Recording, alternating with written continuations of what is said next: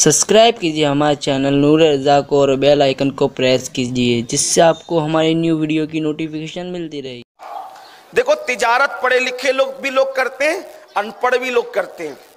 اب پڑھے لکھے اور ان پڑھ میں کیا فرق ہے؟ یہاں پڑھے لکھے سے مراد کیا پڑھا لکھا؟ قرآن پڑھا لکھا۔ اس لیے کہ لوگ سائنس بھی پڑھ رہے ہیں، ٹیکنالوجی بھی پڑھ رہے ہیں، جغرافی بھی پڑھ رہے ہیں، سب پڑھ رہے ہیں، وہ بھی پڑھے لکھے ہیں، لیکن اصل علوم ہے قرآن کے علوم۔ اس لیے کہ لوگ سائنس پڑھ کے بھی کڈنی چرا رہے ہیں تو وہ تو چور بن رہے ہیں نا۔ لوگ انجینئرنگ پڑھ کے جو ہے وہ راستے میں اور برج میں جتنا سیمنٹ ڈالنا چاہیے اتنا سیمنٹ ڈالنے کی بجائے بچا لے رہے ہیں، اور لوگوں پر وہ برج گر رہے ہیں اور حادثے ہو رہے ہیں۔ 5-5 7-7 سال میں برج گر جا رہے ہیں۔ لوگ سیاست کرتے ہیں تو گٹر اور سڑک کا پیسہ کھا جا رہے ہیں۔ آپ کہیں گے وہ جاہل لوگ ہیں جو یہ کر رہے ہیں۔ ہاں، ان کو قرآن کا علم نہیں ہے۔ میں قرآن کی روشنی میں سیاستداں بتاؤں، قرآن کی روشنی میں تاجر بتاؤں، آپ کو حیرت ہوگی۔ ہم نے اپنے بچوں کو، میں سائنس، ٹیکنالوجی اور جغرافی پڑھانے کا مخالف نہیں ہوں، الحمدللہ ہم نے بھی کچھ پڑھا ہے، سائنس جغرافی ہم نے بھی پڑھا ہے، اور آپ کو بھی کہتے پڑھائیں۔ سنی دعوت اسلامی تو انگلش اسکول بھی قائم کر رہی ہے، آپ کے شہر میں قائم کیا، ہمارے مالیگاؤں میں قائم کیا، ہمارے ملیر میں ہمارے فیاض صاحب رضوی اور ان کے احباب، انشاءاللہ صورت اور بھی ہمارے احباب یہاں پر بیٹھے ہوئے ہیں۔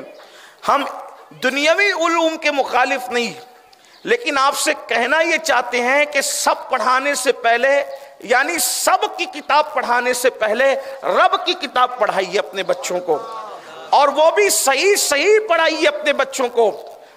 جن لوگوں کو پڑھنا آئے گا قرآن، اور یہ بھی ہمارے بزرگوں نے، صوفیاء نے فرمایا، اتنے بڑے مجمع میں بے شمار مسلمان ہیں جن کو قرآن پڑھنا نہیں آتا، ان سے کہتا ہوں، ہمارے بزرگوں نے، صوفیاء نے فرمایا، جس نے زندگی میں قرآن پڑھنا نہیں سیکھا، جب وہ قیامت کے دن اٹھے گا تو اندھا اٹھے گا، اندھا۔ اب جو اندھا اٹھے گا وہ جنت کی بہاریں کیسے دیکھے گا؟ جو اندھا اٹھے گا وہ اللہ کا دیدار کیسے کرے گا؟ جو اندھا اٹھے گا وہ رسول اللہ کا دیدار کیسے کرے گا؟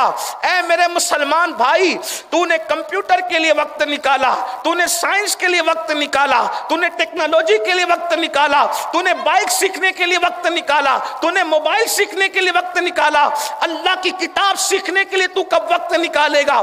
ایک اچھے قاری قرآن، ایک اچھے حافظ قرآن کے پاس صرف 2 مہینہ بیٹھ جانا، اور 2 مہینے میں بھی دن بھر نہیں، 2 مہینے میں 1 گھنٹہ بیٹھ جانا، یعنی صرف 60 گھنٹے آپ نکال لیتے ہیں تو آپ اچھے طریقے سے قرآن پڑھنا سیکھ جاتے ہیں۔ اتنا تو آپ کو آ جائے گا کہ قرآن کس طریقے سے پڑھا جاتا ہے، اتنا فن آپ سیکھ لیں گے۔ اللہ کے بندو، اللہ کی کتاب پڑھنے کی کوشش کرو۔ خدا کی عزت کی قسم، جس طریقے سے رب کی ذات سے زیادہ حسن والی کسی کی ذات نہیں ہے، تو اللہ کے کلام سے زیادہ بھی خوبصورت کسی کا کلام ہو ہی نہیں سکتا۔ اللہ کے کلام کی شان کیا ہے؟ دیکھو، میں ایک آیت، ایک سورت پڑھتا ہوں آپ کے سامنے، اور پھر میں کہتا ہوں، کہاں ہے ردیف و قافیہ کی رعنائیاں؟ اس کلام پہ قربان ہوئی چاہتی ہے۔ اللہ اللہ، حاضل بلد الامین، بلد امین، مکے کی قسم، اور پھر 4 قسمیں اٹھا کے کہا جاتا ہے، لقد خلقنا الانسان فی احسن تقویم، ہم نے انسان کو بہت خوبصورت بنایا، اور پھر کہا گیا ثم رددناہ اسفل سافلین، ہم نے اس کو خوبصورت بنایا اور پھر اس کو بڑھاپے کے گڑھے میں ڈھکیل دیا۔ اس کی ایک تفسیر یہ بھی ہے۔ ایک بات آپ کو اور بتا دوں، قرآن کا یہ معجزہ ہے، قرآن زندہ کلام ہے، یعنی اس کا ایک معنی آپ حتمی طور پہ متعین نہیں کر سکتے۔ ہمارے بزرگوں نے فرمایا قرآن کا نزول بند ہوا ہے، لیکن قرآن کے معنی کا نزول آج بھی مومنوں کے دل پہ ہو رہا ہے۔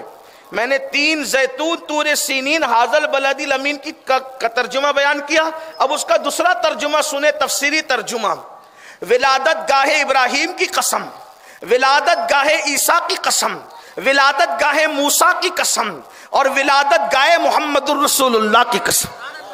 اب کون کہتا ہے کہ قرآن میں مولود نہیں ہے؟ یہ قرآن اللہ پاک चार महबूब नबियों के, चार महबूबों की विलादत गाहों की कसम उठा रहा है और फिर कहते हैं लक़द खलक़नल इंसाना फी ahsani तक़वीम। इसका एक मतलब होता है लक़द खलक़नल इंसाना फी ahsani तक़वीम का एक मतलब ये होता है हमने तुम्हारी जवानी खूबसूरत बनाई। नंबर 2, अल्लाह ने तुम्हारा चेहरा खूबसूरत बनाया। नंबर 3, लक़द खलक़नल इंसान में अल इंसान जो है ये खुसूसियत की तरफ इशारा करता है, मतलब कोई खास इंसान। तो गोया के कुरान कह रहा है हमने सबसे ज्यादा खूबसूरत मोहम्मदुर रसूलुल्लाह को बनाया, इंसान कामिल को बनाया। मेरे इमाम कहते वो कमाल हुस्न हुजूर है कि गुमान नक्स जहां नहीं, यही फूल खार से दूर है, यही शम्मा है कि धुआं नहीं। करूं तेरे नाम पे जा फिदा, न बस एक जा दो जहां फिदा, दो जहां से भी नहीं जी भरा, करूं क्या करोड़ों जहां नहीं। तो अगर ये तर्जुमा लिया जाए, मफहूम ये लिया जाए हमने तुम्हें जवान किया, खूबसूरत बनाया, तो फिर कहता है सुम्मा रददनाहु अस्फला साफिलीन, तो हमने फिर तुम्हें बुढ़ापे की गड़े में ढकेल दिया। अब आगे कुरान कहता है मगर, इल्ला मगर। अब इल्लल्लदीना आमनू, मगर जो ईमान लाए, वो आमिलू, तो जो ईमान लाए और नेक अमल किए वो इस गड़े से बचेंगे। तो क्या मतलब निकल रहा है?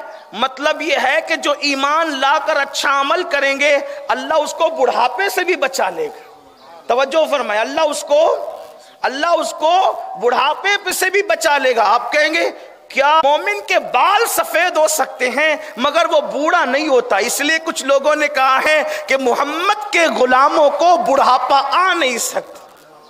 हजरत सलमान फारसी ने 200 साल से भी ज्यादा की उम्र में जंगें लड़ी है। आप गौर फरमाए, सरकार गरीब नवाज ने 60 साल की उम्र के बाद शादी की और अल्लाह ने आपको 4 औलादें अता फरमाई 60 साल के बाद। यहां तो 60 साल की उम्र में खड़े होकर नमाज पढ़ने की भी औकात और हैसियत नहीं बचती, और गरीब नवाज 60 साल की उम्र में शादी करके 4 बच्चों के बाप बन रहे। पता चला जो इल्लल्लदीना आमनू व अमिलुस सालिहात का आमिल होगा 60 साल में भी अल्लाह 30 साल से ज्यादा जवानों से उसको ताकत और कुव्वत अता फरमाएगा। लोग कहते हैं माजून खाएं, ये दवा खाएं, वो दवा लाने के बाद नेक अमल कर, नेकी की और ईमान की वो ताकत है कि खुदा तेरे जिस्म में भी ताकत देगा, तेरी रूह में भी ताकत देगा। जिस्म की ताकत का आलम यह है कि जब तू चलेगा तो लोग तेरी हैबत से कांपेंगे, और रूह की ताकत यह है जमीन पे बैठ करके तू लोहे महफूज की ज़ियारत करेगा। इल्लल्लदीना आमनू व अमिलुस सालिहात। हैरत इस बात पर है कि हमारे पास इल्म नहीं है, इसलिए जिना कर रहे हैं, चोरी कर रहे हैं, शराब पी रहे हैं, सट्टा खेल रहे हैं, जुआ खेल रहे हैं, तो 30 साल की उम्र में भी लटकते नजर आ रहे हैं, बीमारियों का पुलंदा बन रहे हैं। 30-35 साल की उम्र में आंखों में चश्मे लग रहे हैं। ये नहीं कहता जितने चश्मे लगाते सब अय्याश है, ऐसा नहीं कहता, लेकिन ज्यादातर लोग अगर आंखों से गुनाह करना छोड़ दें, कुछ लोगों को किताब पढ़ने की वजह से भी चश्मा लगता है, वो अल्लाह वाले लोग हैं, मैं उनकी बात नहीं करता, लेकिन ज्यादातर लोग निगाहों से आवारगी करते हैं ना, इसलिए उनकी नजरों में कमजोरी होती। आज से देख लो, जब तक इंटरनेट की गंदगी नहीं थी 100 साल की उम्र में भी लोग बगैर चश्मे के कुरान पढ़ते थे कि नहीं पढ़ते थे? अब ग़िज़ा अच्छी नहीं मिलती ना, इसलिए नजर कम हो रही। मैंने कहा आज तो तुम अच्छी से अच्छी ग़िज़ाएं खा रहे हो, उनको तो सूखी रोटी भी नसीब न थी। किस ग़िज़ा की बात करते हो? गरीब नवाज 3 दिन के बाद रोटी का पाव टुकड़ा खाते थे, पाव टुकड़ा, वो भी सूखा हुआ और नमक के पानी में भिगो कर खाते थे। कौन सी ग़िज़ा थी उनके पास? आप तो एसी में बैठते हो, वहां एसी का क्या तस्वुर था? आप तो पंखे में बैठते हो, वहां पंखे का क्या तस्वुर था?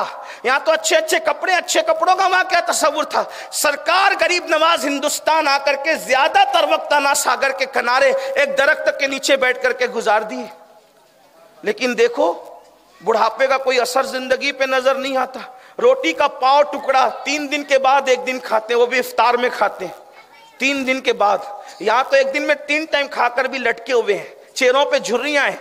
नौजवानों के पाप कर रहे हो, रातों में जराइम कर रहे हो, अपने आप पे जुल्म कर रहे हो, قرآن کہتا ہے جو ایمان لائے اور نیک عمل کیے اللہ ان کو بڑھاپے کے، جس کو لوگ بڑھاپا کہتے ہیں، اس کے گڑھے سے بچا لے۔ اسی لیے آپ دیکھیں حضور اکرم صلی اللہ علیہ وآلہ وسلم 63 سال کی عمر میں بھی بوڑھے نہیں ہوئے تھے، بڑھاپے میں بھی سے آپ محفوظ تھے۔ آپ علماء کا چہرہ دیکھیں، بڑھاپے میں بھی ایسے کھلتا ہوا نظر آتا ہے، ایسا جوانوں کا چہرہ بوڑھے عالم کے چہرے کا مقابلہ نہیں کر سکتا۔ آپ دیکھ لیں علماء کو، جو واقعی عالم ربانی ہیں ان کے چہرے دیکھ لیں، جیسے جیسے عمر ڈھلتی جاتی ہے چہرے پہ شباب آتا جاتا ہے، رونقیں آتی جاتی ہے۔